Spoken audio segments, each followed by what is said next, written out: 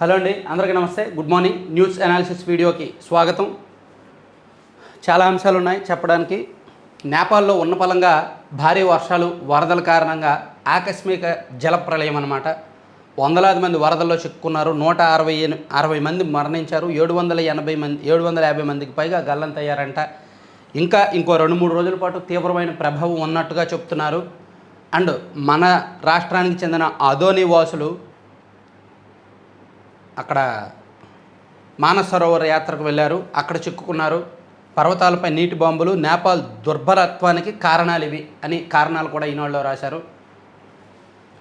టిబెట్లో మరో 265 మంది, 77 మంది ఈసా ఫౌండేషన్ యాత్రికులు కూడా. టిబెట్లో భూకంపం వల్ల ఈ ఉత్పన్నమన్న శాస్త్రవేత్తలు. నేపాల్ ప్రధానికి మోదీ ఫోన్, సాయానికి హామీ. ఉత్తరప్రదేశ్, బీహార్ రాష్ట్రాలకు కూడా అలర్ట్ ప్రకటించారన్నమాట ఇమీడియట్గా. హిమాలయ దేశం నేపాల్పై జలఖడ్గం విరుచుకుపడింది. టిబెట్లో మొదలైన బురద ఉప్పెన ఉరుములేని మెరుపులా వచ్చి నేపాల్ మధ్య ప్రాంతాన్ని తుడిచిపెట్టేసింది. గ్రామాలు, పట్టణాలు జలసమాధి అయ్యాయి. 160 మంది మృతి చెందారు. 750 మంది పైగా గల్లంతయ్యారు. వారిలో 130 మంది భారతీయులే ఉన్నారు. ఇందులో 77 మంది ఈసా ఫౌండేషన్ యాత్రికులు ఉన్నారు. వీరంతా ఎన్ఆర్ఐలు, ప్రవాస తెలుగువారు వీరిలో ఉన్నారు. మరో 37 మంది తంజావూరుకు చెందిన తమిళులు గల్లంతయ్యారు. టిబెట్లో 265 మంది గల్లంతయ్యారంట. ఈ వీడియోలు, ఫోటోలు సోషల్ మీడియాలో చాలా సర్క్యులేట్ అవుతున్నాయి. నిన్న సాయంత్రం నుంచి కూడా చాలా దారుణంగా వచ్చింది. ఇది అన్ని పత్రికల్లో కూడా హైలైట్ చేశారు.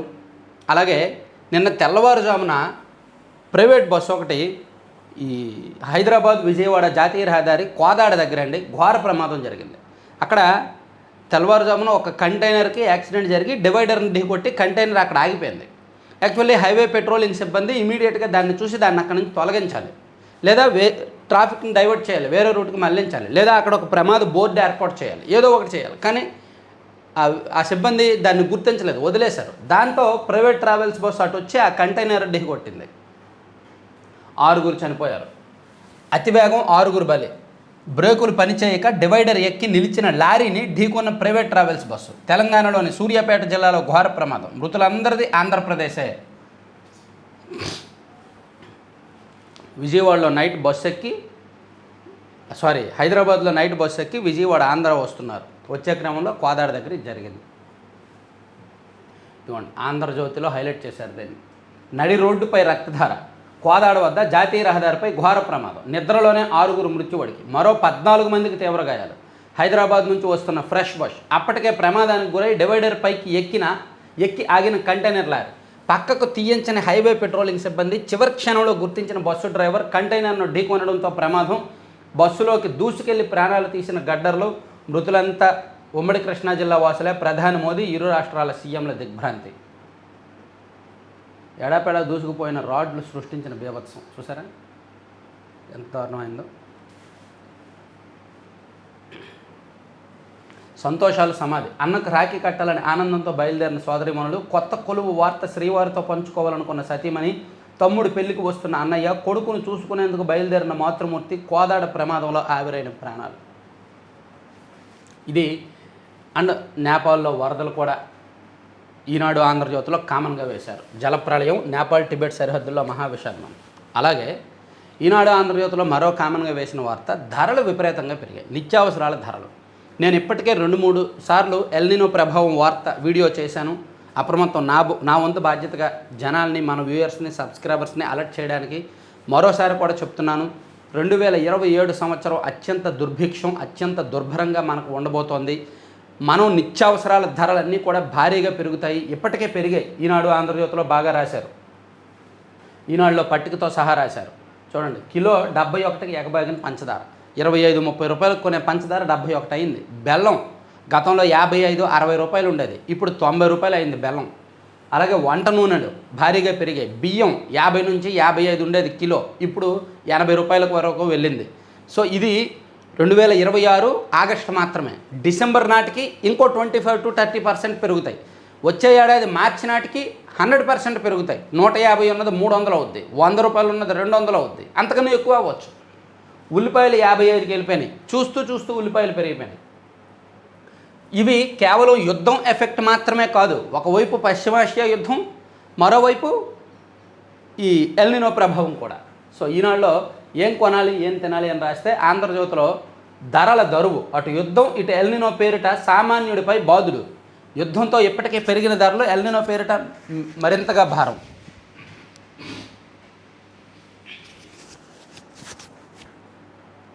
బడ్జెట్లో వదలని నెలవెచ్చారు. 4 నెలల్లో బియ్యం ధరల్లో 300 తేడా. చేదెక్కిన పంచదార బెల్లం. యుద్ధానికి ముందరి ధరలతో పోలిస్తే చాలా సరుకుల రేట్లు రెట్టింపైనవైన. కూరలు, నూనెలు, ఇతర సరుకుల భగ్గు. కొందరు వ్యాపారుల తీరుతో తీవ్ర నష్టాలు. ఇంకా మార్కెట్కు రాని సీజనల్ పంటలు అయినా ఎల్నినో బూచితో ధరలమంట. నిజానికి ఎల్నినో బూచి ఎప్పుడు చూపించాలి? అక్టోబర్, నవంబర్, డిసెంబర్లో చూపించాలి. మాకు పంటల ఉత్పత్తి రాలేదు, దిగుబడి రాలేదు, సో డిమాండ్కి తగ్గ సప్లై లేదు, అందుకని కొరత ఉంది కాబట్టి రేట్లు పెరిగాయని చూపించాలి. కానీ ముందు నుంచే రేట్లు పెంచేస్తున్నారు దళారులు. సో ఇది చాలా దారుణం అన్నమాట. సో కామన్గా ఈ 3 అంశాలు ఇచ్చారు అన్ని పత్రికల్లో. ఇక జనవరి 1 నుంచి రాష్ట్ర వ్యాప్తంగా సంజీవని, ఇప్పుడు కుప్పం నియోజకవర్గంలో పైలట్ ప్రాజెక్ట్గా చేపట్టారు సంజీవని. అంటే అక్కడికి హాస్పిటల్స్కి వచ్చిన ప్రతి వ్యక్తి యొక్క పూర్తి హెల్త్ ప్రొఫైల్, వాళ్ళకి అన్ని రకాల ఆరోగ్య పరీక్షలు చేసి అది ఆన్లైన్లో స్టోర్ చేసి వాళ్ళకు ఒక యూనిక్ ఐడి నెంబర్ ఇచ్చి వాళ్ళు రాష్ట్రంలో ఏ హాస్పిటల్కి వెళ్ళినా సరే వాళ్ళ ఐడి లేదా వాళ్ళ ఆధార్ నెంబర్ ఎంటర్ చేస్తే ఆ హెల్త్ ప్రొఫైల్ ఓపెన్ అయ్యి వాళ్ళు గతంలో ఎక్కడెక్కడ వైద్య పరీక్షలు చేయించుకున్నారు, ఏమేమి మెడిసిన్ వాడారు, ఏమేమి ట్రీట్మెంట్ చేయించుకున్నారు, మొత్తం హెల్త్ డీటెయిల్స్ అన్నీ వస్తాయన్నమాట. ఇది రాష్ట్రంలో ఉన్న ప్రజలందరికీ కూడా హెల్త్ ఐడి, హెల్త్ ప్రొఫైల్ సృష్టించాలనే ఉద్దేశంతో వచ్చిందే సంజీవని ప్రాజెక్టు. చాలా మంచి ప్రాజెక్టు, కుప్పంలో సక్సెస్ అయింది. సో ఇప్పుడు దాన్ని జనవరి 1వ తేదీ నుంచి రాష్ట్రంలో ప్రతి ప్రాంతానికి కూడా విస్తరిస్తామని చెప్తున్నారు. వైద్య సేవల్లో ఏపీని ఇతర రాష్ట్రాలు అనుసరించేలా అమలు చేస్తామని సీఎం చంద్రబాబు గారు చెప్పారు నిన్న. ఇక మీకు గుర్తుందా, ఒక 3 వారాల కిందట మన కోనసీమ ప్రాంతానికి చెందిన మత్స్యకారులు కొంతమంది గల్లంతయ్యారు కదా, వాళ్ళందరూ కూడా ఒడిశా తీర ప్రాంతానికి వెళ్ళి అక్కడ సురక్షితంగా ఉన్నారంటండి. నిన్న తెలిసింది. పశ్చిమ బెంగాల్లో అంట, పశ్చిమ బెంగాల్లోని శంకర్పూర్ జెట్టీకి చేరిక. వాడరేవు మత్స్యకారులు సురక్షితం. 23 రోజుల తర్వాత ఆచూకీ లభ్యం. పశ్చిమ బెంగాల్లోని శంకర్పూర్ జెట్టీకి చేరిక. కోల్కతా సముద్ర తీరం నుంచి కుటుంబ సభ్యులతో మాట్లాడుతున్న మత్స్యకారులు. ఇది ఒక పెద్ద రిలీఫ్, ఒక పెద్ద గుడ్ న్యూస్ ఆ కుటుంబ సభ్యులకు. పాపం 23 రోజుల నుంచి వాళ్ళ జాడ తెలియదు, ఏమైంది అని తెలియదు. చివరికి వాళ్ళు శాటిలైట్ ఫోన్, కలకత్తాకు చెందిన బోటు వీరిని ఆదుకుంది. సెల్ ఫోన్ సిగ్నల్ లేకపోవడంతో తమ వద్ద ఉన్న శాటిలైట్ ఫోన్ ద్వారా వారు శంకర్పూర్లో ఉన్న బోటు యజమానికి ఫోన్ చేసి తమ ఆంధ్ర బోటును రక్షించి తీరానికి తీసుకొస్తున్నామని వారి కుటుంబ సభ్యులకు చెప్పాలని కోరారు. మధ్యాహ్నం 3:45కి యజమాని రామకృష్ణ వర్మ తన భార్య లక్ష్మికి ఫోన్ చేసి క్షేమంగా ఉన్నట్టు చెప్పారు. సో పాపం వీళ్ళు 2 రోజులకు ఒకసారి తిన్నారంట, సరిగ్గా తిండి లేదంట, సరిగ్గా నిద్ర లేదంట. సో అన్ని రకాలుగాను ఇబ్బంది పడ్డారు. సో ఓవరాల్గా సురక్షితంగా ఉన్నారు. వాళ్ళందరినీ కూడా స్వస్థలాలకు తీసుకురావడానికి ప్రభుత్వం ప్రయత్నాలు మొదలుపెట్టింది.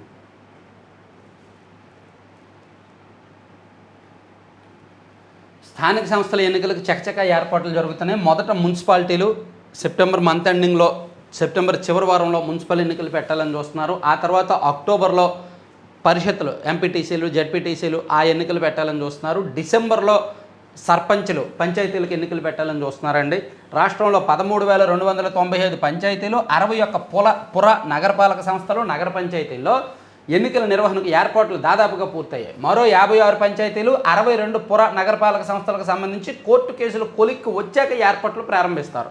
2026 ఫిబ్రవరి 5 వరకు చేసిన చేర్పులు మార్పులతో కేంద్ర ఎన్నికల సంఘం ఆమోదించిన ఓటర్ల జాబితాలతో, అంటే సర్ ప్రక్రియకు ముందు ఉన్న ఓటర్ల జాబితా ఆధారంగానే పోలింగ్ జరుగుద్దంట. సర్ ప్రక్రియ తర్వాత వచ్చిన ఓటర్లు కాదు, సర్ ప్రక్రియకు ముందు ఉన్న ఓటర్ల జాబితా ఆధారంగానే చేస్తామని ఎన్నికల సంఘం చెబుతోంది. డేరా బాబా 17వసారి జైలు నుంచి బయటకు వచ్చిన డేరా బాబా.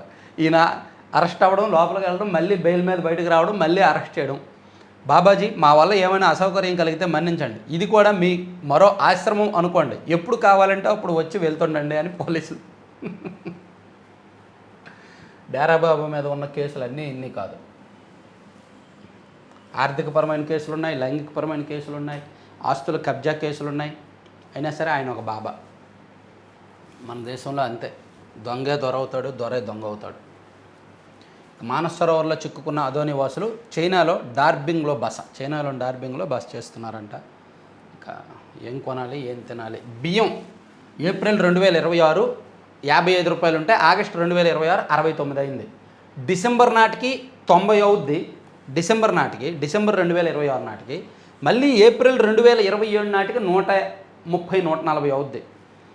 పంచదార ఏప్రిల్ 2026 46 ఉంది, ఆగస్టు 2026 71 వచ్చింది. డిసెంబర్ నాటికి 90 అవుద్ది. అండ్ ఇది కూడా ఏప్రిల్ వచ్చేసరికి 110, 120 వరకు అవుద్ది. అలాగే బెల్లం ప్రతిదీ కూడా రేట్లు పెరిగాయి. ఈ 4 నెలల్లో ఇంకా పెరుగుతూనే ఉంటాయి. 2027 చాలా దారుణమైన పరిస్థితులు ఉండబోతున్నాయి. ఎల్నినో రాకముందే వీళ్ళు ఇంతగా పెంచారంటే అది వచ్చిన తర్వాత ఇంకెంత పెంచుతారో చూసుకోండి. అన్నా క్యాంటీన్లో భోజనం బాగుంది. రాష్ట్ర ఎన్నికల ప్రధాన అధికారి వివేక్ యాదవ్ ఇటువంటి అన్నా క్యాంటీన్లో భోజనం 5 రూపాయలకి ఇచ్చే భోజనాన్ని గత ప్రభుత్వంలో వైసీపీ హయాంలో తీసేశారు. మళ్ళీ ఏమనంటే దాని గురించి మాట్లాడొద్దు అంటారు. చేసిన తప్పులు చేసిన పాపాలు గుర్తు చేయాలి కదా. అన్నా క్యాంటీన్ మన ఊర్లలో ఉంటాయి. అక్కడికి మధ్యాహ్నం 12, 1 గంట మధ్యలో వెళ్తే ఎంతమంది పేదలు సంతృప్తిగా భోజనం చేస్తారు. అటువంటి అన్నా క్యాంటీన్లు తీశారు గత ప్రభుత్వంలో. అంతర్జాతీయ ప్రమాణాలతో అసెంబ్లీ నిర్ణీత సమయంలోగా పూర్తి చేయాలి. స్పీకర్ అయ్యన్నపాత్రుడు భవనం అంతర్గత ఆకృతులు ఇతర పనులపై సమీక్ష. మంత్రులు, నార్మన్ ఫోస్టర్స్ పార్ట్నర్స్ ప్రతినిధులు హాజరు. అంతర్జాతీయ ప్రమాణాలు పాటిస్తూ అమరావతిలో అసెంబ్లీ భవన నిర్మాణాన్ని నిర్ణీత సమయంలో పూర్తి చేయాలని అధికారులను శాసనసభ చింతకాయల అయ్యన్నపాత్రుడు ఆదేశించారు. సచివాలయం 2వ బ్లాక్లో అధికారులు, ఇంజనీర్లు ఐకానిక్ భవనాల నమూనాలను రూపొందించిన ఆర్కిటెక్చర్ సంస్థ నార్మన్ ఫోస్టర్స్ అండ్ పార్ట్నర్స్ ప్రతినిధులతో బుధవారం సమీక్షించారంట.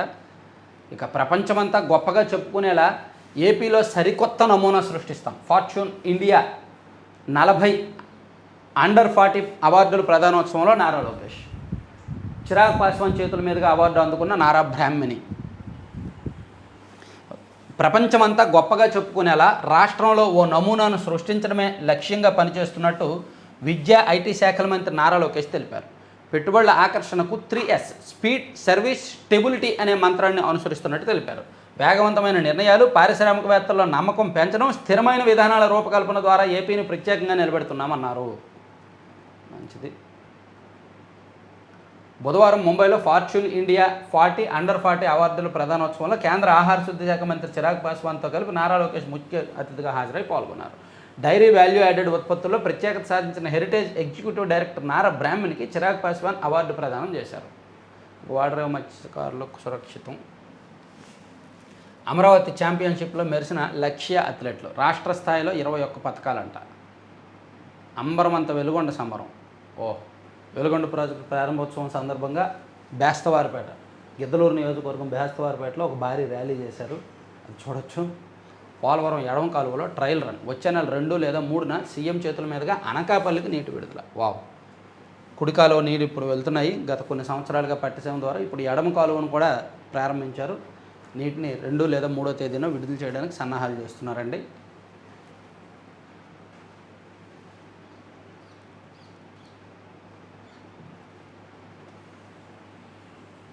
పెరోల్పై వెళ్ళిన జీవిత ఖైదీ 40 ఏళ్ళు తప్పించుకోవడమా? పిటిషన్ విచారణ సందర్భంగా తెలంగాణ హైకోర్టు ఆశ్చర్యం.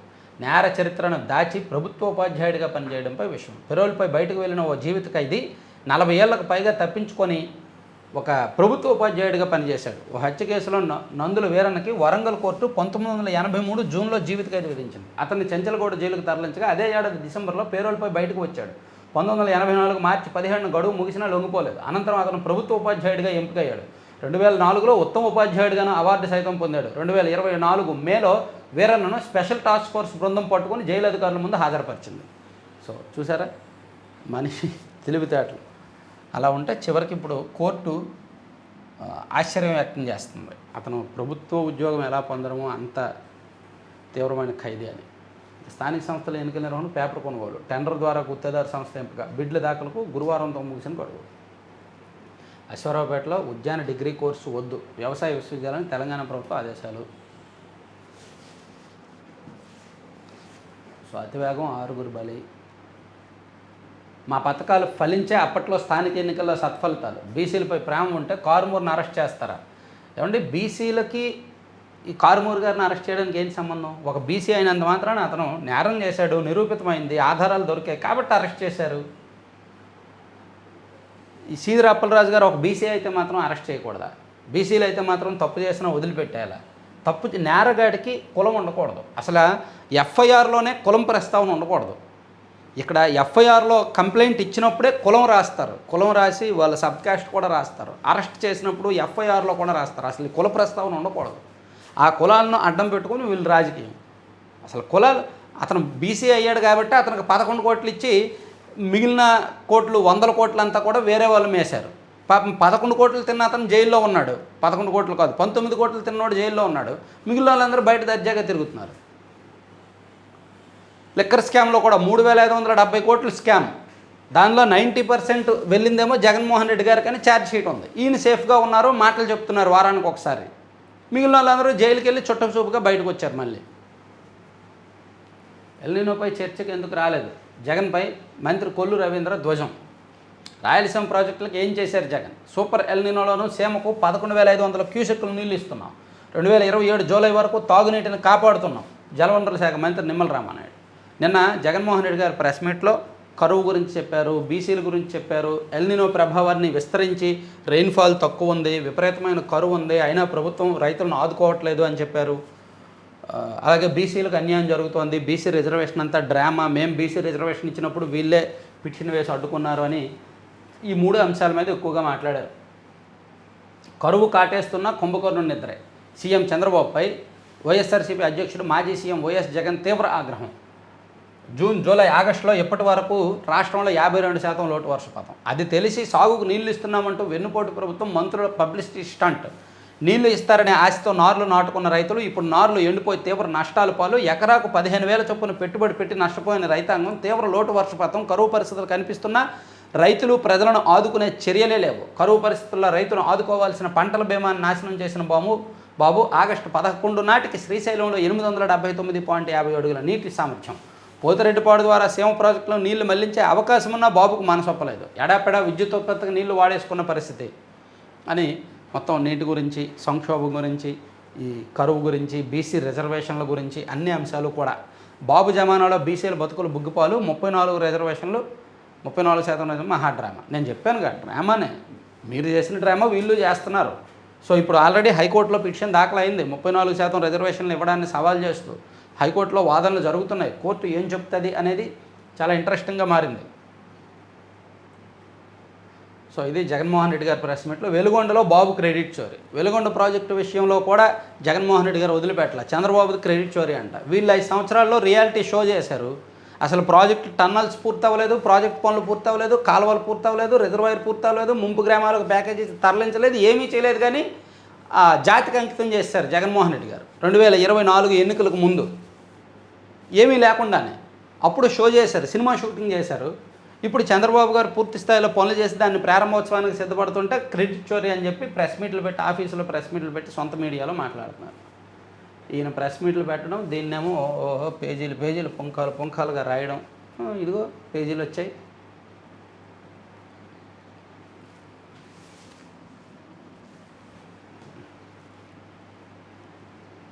ఇక వరద విలయం, నేపాల్ వరదలు, అలాగే రోడ్డు ప్రమాదం గురించి రాశారు. ఇక ఫ్లాష్ పల్నాడు జిల్లాలో ఘోరం. చిలకలూరుపేట వద్ద ఆటోను ఢీకొట్టిన ప్రైవేట్ ట్రావెల్స్ బస్సు. అరే అవునా, రాత్రి జరిగిందంటండి ఒక ప్రైవేట్ ట్రావెల్స్ బస్సు. మళ్ళీ ఇక్కడ కోదాడలో జరిగింది, ఆల్రెడీ 6 మరణించారు. అలాగే పల్నాడు జిల్లాలో చిలకలూరుపేట దగ్గర ఒక ప్రైవేట్ ట్రావెల్స్ బస్సు ఆటోను ఢీకొట్టి 6 మరణించారంటే, మరో 3 తీవ్రగాయాలు. పుట్టినరోజు వేడుకకు ప్రకాశం జిల్లా కొండమంజులూరు వెళ్ళి వస్తుండగా ప్రమాదం అంట. చాలా ఘోరం కదా. ఇది అర్ధరాత్రి జరిగినట్టుంది. ఫ్లాష్ వేశారు. ఇక రేవ్ పార్టీలో జరిగిందంట విశాఖపట్నంలో రిసార్ట్లో. హ్యాపీ నేచర్ రిసార్ట్స్లో జబర్దస్త్ ఫేమ్ నటి బర్త్డే వేడుకలు. మహిళల విషయమై 2 వర్గాల ఘర్షణ. టీడీపీ నాయకుడు వెంకట్ దినేష్ను కత్తితో పొడిచిన మరో నేత చరణ్ తేజ్. కేసు నమోదు. మద్యం మత్తులో టీడీపీ నేతలు కుమ్ములాట. సో జబర్దస్త్ నటి ఫేమ్, జబర్దస్త్ నటి ఎవరున్నారబ్బా జబర్దస్త్లో అంతా? వర్షన అమ్మాయి సన్నగా పొడవుగా ఉంటుంది, వర్షన ఏమో మరి. 10వ పేజీలో రాశారు, చూద్దాం. ఆకలిని జయించారు, అలలను దాటారు, క్షేమంగా తిరిగి వచ్చారు. బాగా రాశారు. ఆకలిని జయించారు, అలలను దాటారని బాగా రాశారు.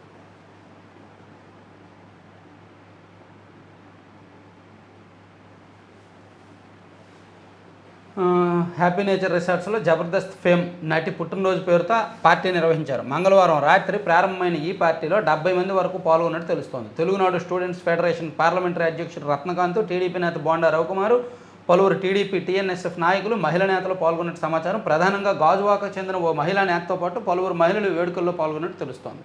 పేరు రాయలేదు, ఆ అమ్మాయి పేరు ఎవరిది అనేది రాయలేదు. బట్ టీడీపీ నాయకులు పాల్గొన్నారు అని అయితే మాత్రం రాశారు.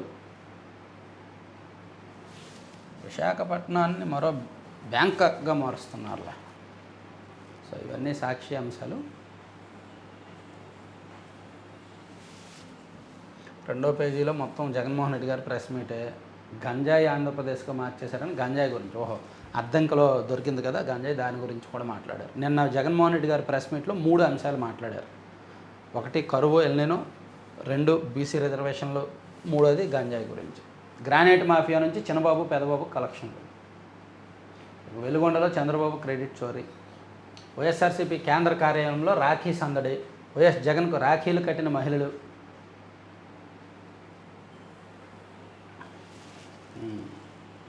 ముస్లింలకు వైఎస్ జగన్ మిలాద్ ఉన్ నబీ శుభాకాంక్షలు.